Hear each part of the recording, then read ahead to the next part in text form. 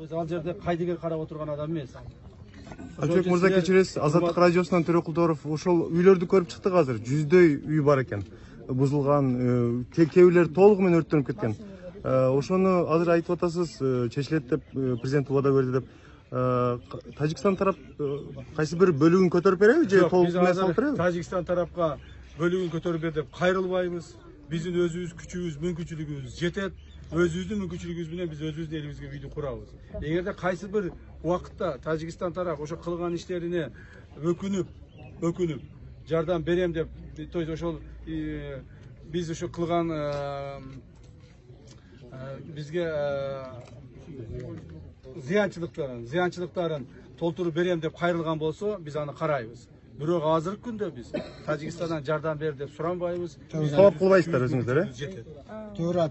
Андан сырткары, урматтуу угандар, ана мына үйлөр турат го. Буларды биз үйлөрдү биз бүтүрөбүз деп айтып койбостон, бул үйлөрдү биз жакынкы күндөрү баштайбыз. Жакын күндөрү. Ушул бир аптанын ар жак бер жагында үйлөрдү кайрадан ордуна кое баштайбыз.